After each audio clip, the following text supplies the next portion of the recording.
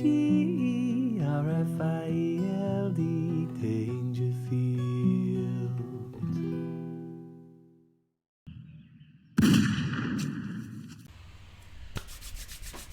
All right there. Been a lot of heavy going videos lately, and I kind of built this channel on the back of more kind of storytelling stuff. And although the political ones get me the subscribers and the views, but I like telling stories, so I thought I'd lighten things up with, I was going to make a video, the 5 most dangerous things I've ever done. I still might, but that's going to be a long one, and I'm fucked. I'm exhausted. Girlfriend's gone away, and I use that time to get a load of my day job done, and I've been working 16-hour days. Anyway, while I was writing that list, there was a few. I got the big guns in, and there was a few notable mentions, and I want to tell you about the jump. One of the most dangerous things I ever done, and I've done a few. Being involved in organised crime and drug dealing, all that fucking madness. You get yourself in a lot of dangerous situations, and this one's bad. So I'll set the scene. I was about 26. I was a junkie. I'd burnt all my bridges. It's hard to explain to people who haven't been there or people who don't know people. You have borrowed money off of everyone. You have conned, connived, manipulated, robbed. You've done everything. It's got to the point where the job centre won't even give you a crisis loan. The job centre, not the job centre, the dole used to give out crisis loans. You'd go up to them and go, "Oh, I lost my wallet and it had my dole money in it," and they'd give you a crisis loan of about 70 quid, which they'd then take back off you a couple of quid a week out of your benefits. But you've done it so many times, they've stopped doing it.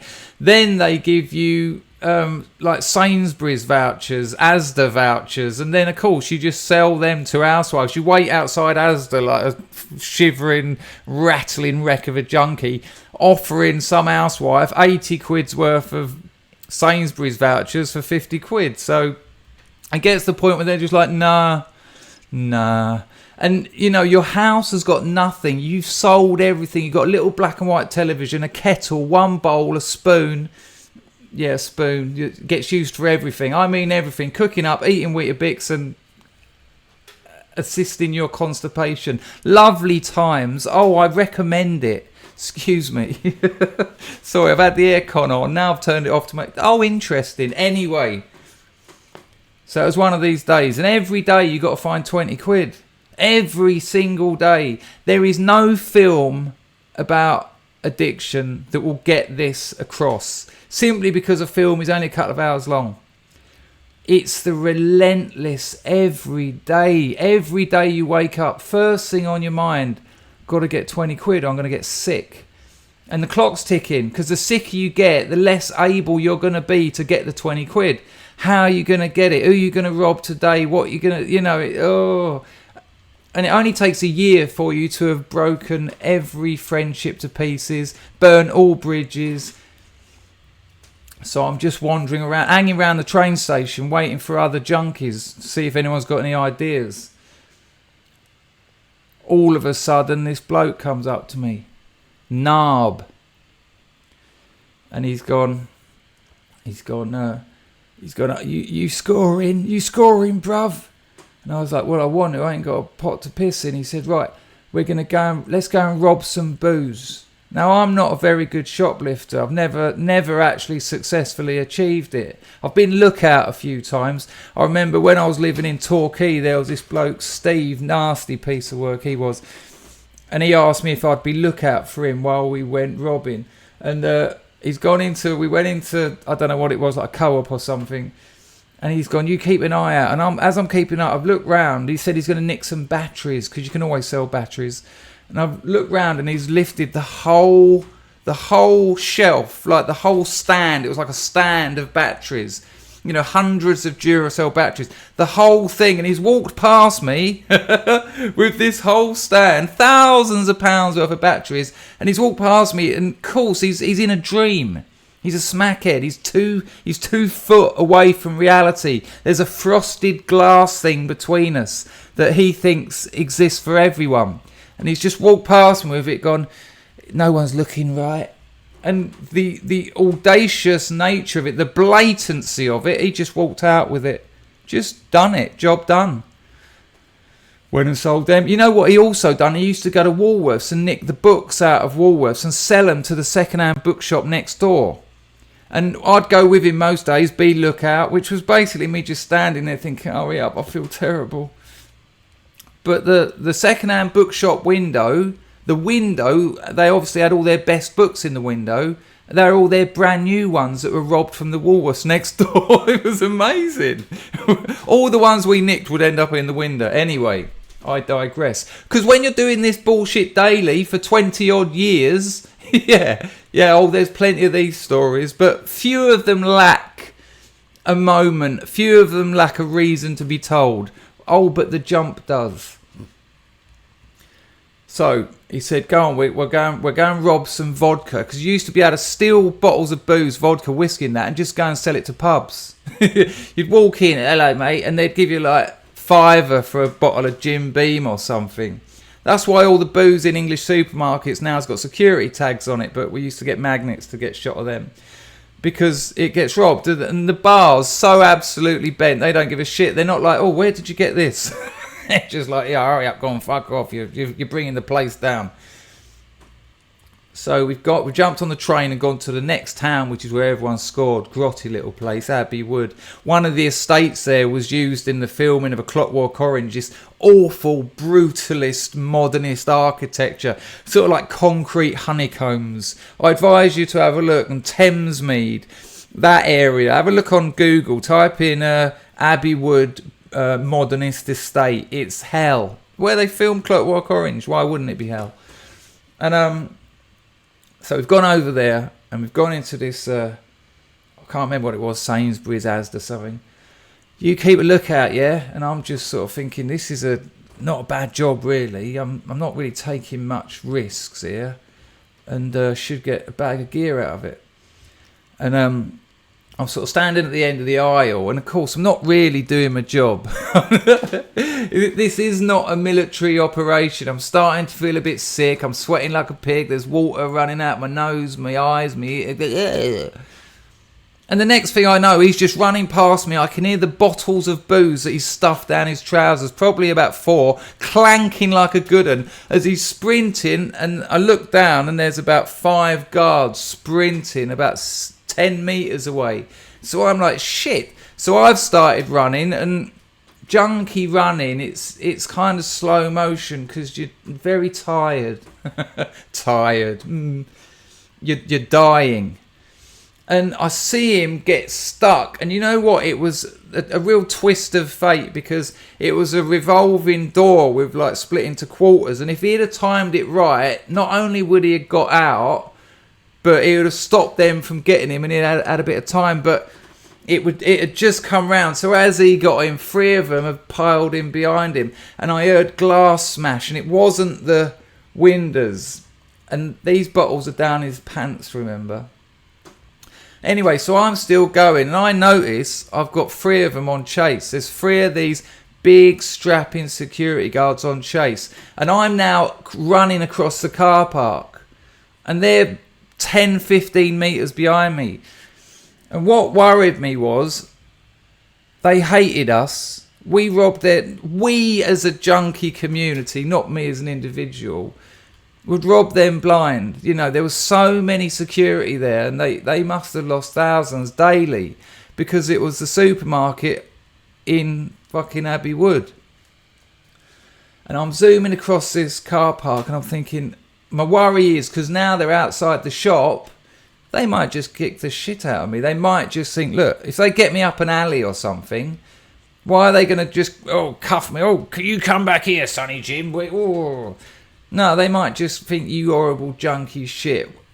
And they're right. Not nice people. I'm not defending junkies here. But they might just decide to kick the shit out of me, and I didn't want them to. I didn't fancy it.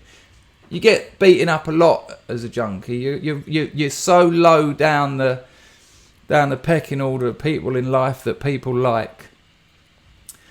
And I've seen like a block of flats like a mid-rise, 7 or 8 stories.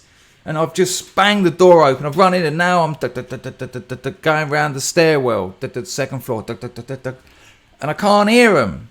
They're not chasing me.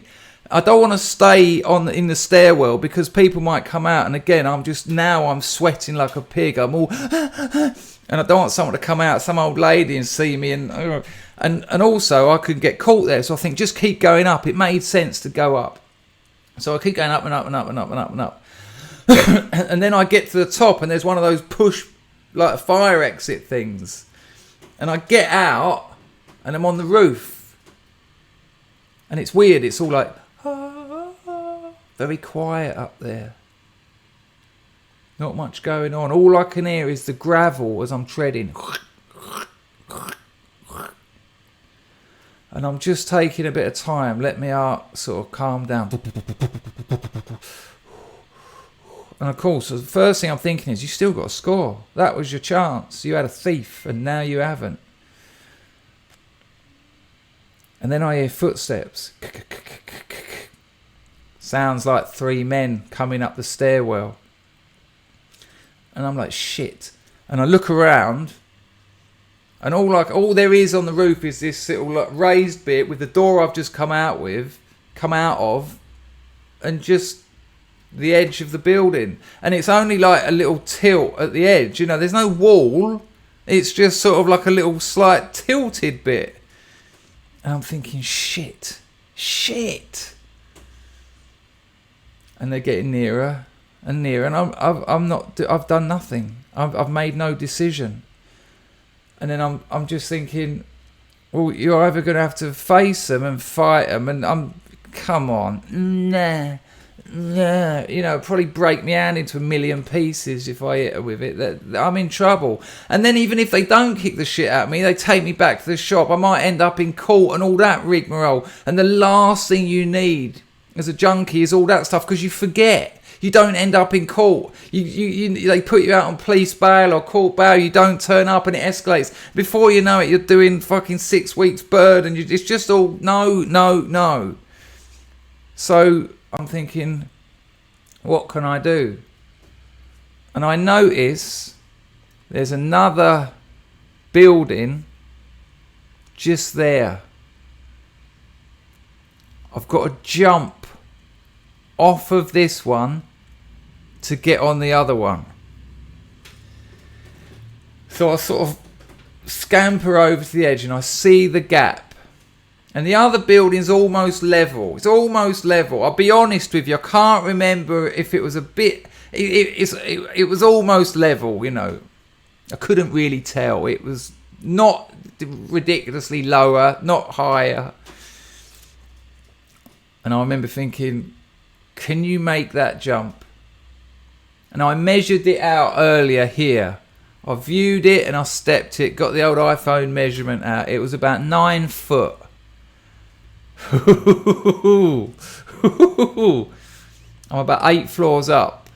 If I don't make it, I'm dead. Or worse, crippled, brain damaged. No, once I jumped. Horrible. So I'm looking at a kick-in. I'm looking at possible court and all the shit that goes with that. Perhaps both. Certainly not nothing. And the other extreme, I'm looking at hello, mum, death, or glory.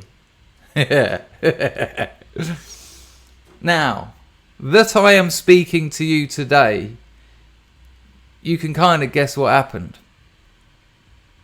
It was something else, man. There's not a lot to brag about of my junkie days. 99% of it is filth. It's a disgrace. It's a regret. It's a piss take.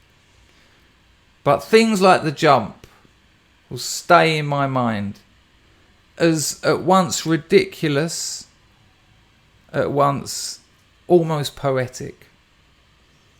Because it's decision time. And that time has gone quick. From hearing them coming to making a decision. And don't forget, I'm on a gravel surface. You know what it's like when you go to a swimming pool and there's a diving board? No blokes who've grown up going to the odd swimming pool are worried about diving off a board. That's not the issue. The issue is how slippery is the end of this board. If you see any of those like compilations of people fucking up, oh, he fell over, oh, look at him hit his head. With boards, diving boards, it's always that last bit, whoop, slip. A decent board's got a bit of grip tape on the end. A roof edge hasn't. A felt roof with grit on it.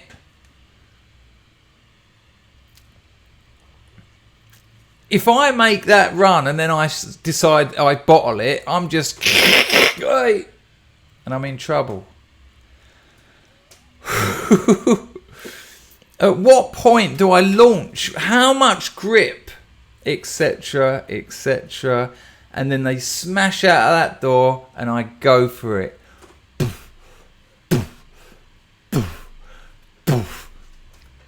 And I'd like to say my whole life flashed before my head and all of this. It didn't. I think my sense of self-worth and self-love had been so depleted. It was almost like, come on, man, you ain't got much to lose. What? And I just went...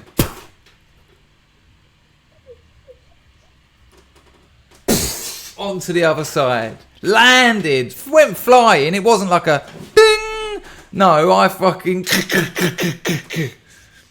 and then I've got up. And I've sort of course now the adrenaline, the sense of absolute achievement. I know they're not jumping.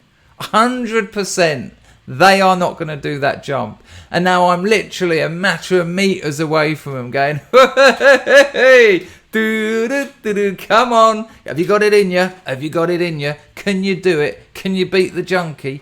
All this bullshit. But what I hadn't considered is they weren't stupid. And they've just turned round and run back down. And it takes me about a second to work out why. Because they're going to get to the bottom, come in this building and come up the stairs. Which leaves me with one option. To jump back. I can't do it. I cannot do it. I've lost the... Having done it once hadn't filled me with courage. Hadn't made me think, oh, you can do it. Quite the opposite. I was like, you were fucking lucky. Don't do it again. But I'm having to consider it. I'm looking at it and I'm thinking, go on, man, you come this far. You've proved you can do it. No. And all I can see is me going, come on then, you coming over. Oh, that was good. Yeah, provoke them. Take the piss out of them. Now, I'll tell you what happened. They came up onto the roof. They looked round. And I heard one of them say, he fucking jumped back. He's jumped back. The bastard. And then another one was something like, I'm done with this. Come on. Because I got on top of that little pokey out bit where the door was. I was laying down on top of it. And because they saw my wondrous, essentially flight, because they saw me fly between buildings, they naturally assumed I'd just flown back over, Icarus-like, and then run down the other one. Whereas in truth, I just climbed up onto that little I don't know what you call it, the top bit. Just laid down. Stayed there for about 3 hours. Smoked a couple of fags, looking at the sky. Wondering what the fuck I was going to do. Waiting to a relatively safe time to get down. And before I made that decision, my phone rang. A mate of mine from Devon was visiting Dartford. Had a 1/4 ounce of smack on him. Wanted to know if I wanted to go and see him. Yeah. Oh, yes, I do. Yes, I do. Dangerfield's nailed them. Iron's been busy. Thanks for watching. BITCHUTE.